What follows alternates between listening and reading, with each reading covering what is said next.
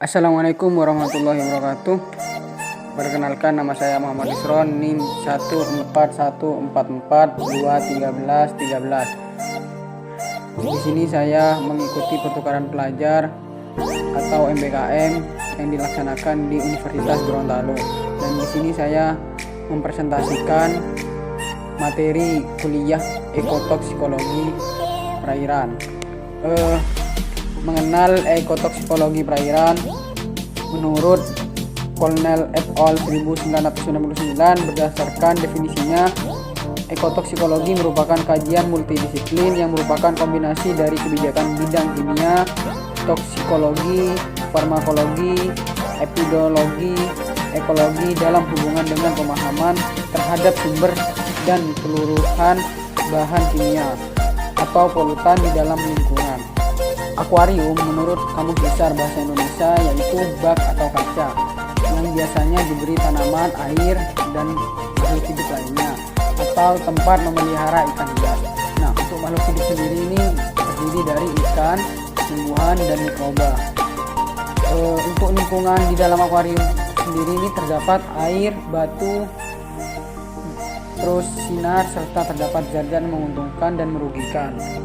Ketika berbicara akuarium dan makhluk hidup yang berada di akuarium sendiri, pastinya tidak lepas dari kematian. Nah, kematian tersebut atau kematian yang ada di dalam akuarium makhluk hidupnya tidak lepas karena perubahan suhu dan kualitas air.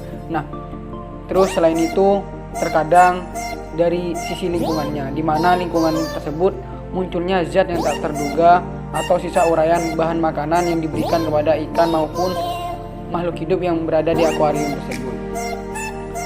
Tujuannya kita mempelajari ekotoksikologi yaitu dapat mengetahui keberadaan polutan dalam suatu lingkungan, baik itu ekosistem maupun lingkungan lainnya yang dalam waktu singkat dapat menyebabkan perubahan biokimia suatu organisme. Selanjutnya yaitu toksikologi perairan, di mana pengertian dari toksikologi perairan ini berasal dari bahasa Yunani yang artinya ilmu yang mempelajari efek atau dampak dari zat-zat yang merugikan organisme hidup dan sistem biologisnya. Prinsip umum toksikologi perairan. Sebelum menanjak lebih jauh, toksikologi perairan atau aquatic toksikologi adalah studi kualitatif dan kuantitatif untuk mengetahui dampak buruk atau adverse effect atau efek toksik dari bahan kimia dan bahan-bahan lain sebagai hasil aktivitas manusia terhadap organisme perairan.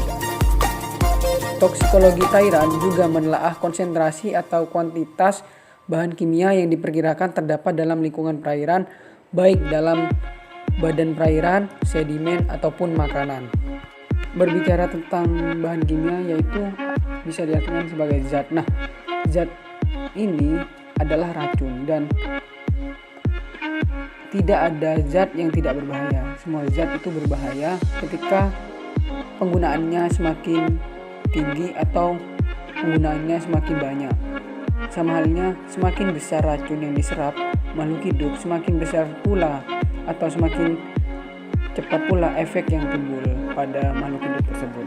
Ilmu terapan toksikologi dibagi menjadi 3. Yang pertama ada lingkungan, dan yang kedua ekonomi, dan yang ketiga forensik, di mana lingkungan ini lebih memfokuskan telaah racun seperti pencemaran lingkungan, dampak negatif dari akumulasi residu senyawa.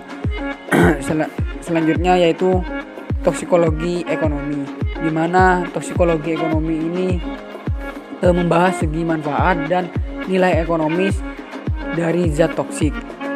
Sebagaimana contohnya yaitu pembuatan obat-obatan dan zat tambahan bagi makanan dan pestisida. Selanjutnya lagi dan yang terakhir ini toksikologi forensik, di mana aspek mediko-legal, diagnosis, terapi atau toksikologi forensik ini memfokuskan di ilmu kimia, analisis, farmakologi, dan kimia klinik yang bertujuan untuk menyelidiki hukum atau medis kasus, entah itu kasus kematian, keracunan, dan penggunaan obat-obatan. Ilmu dasar toksikologi ada kimia, farmakologi, imunokologi, patologi, fisiologi, dan biologi. Nah, toksikologi kimia ini adalah cabang dari ilmu fisik yang mempelajari tentang susunan, struktur, dan sifat perubahan materinya. Untuk farmakologi ini ilmu yang mempelajari obat-obatan dan pengaruh pada makhluk hidup. Selanjutnya imunokologi. Nah, di mana imunokologi ini adalah sebuah studi yang berkaitan dengan sistem kekebalan dan merupakan salah satu cabang ilmu kedokteran dan biologi. Selanjutnya patologi.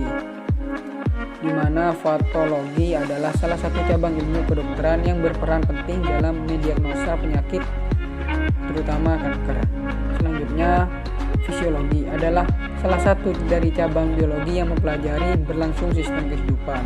Dan yang terakhir yaitu biologi, di mana toksikologi biologi ini membahas tentang kajian kehidupan dan organisme hidup seperti struktur, fungsi pertumbuhan, dan penyebarannya. Mungkin hanya itu yang dapat saya presentasikan, kurang lebihnya mohon maaf. Wallahul muwaffiq ila aqwamit thoriq. Wassalamualaikum warahmatullahi wabarakatuh.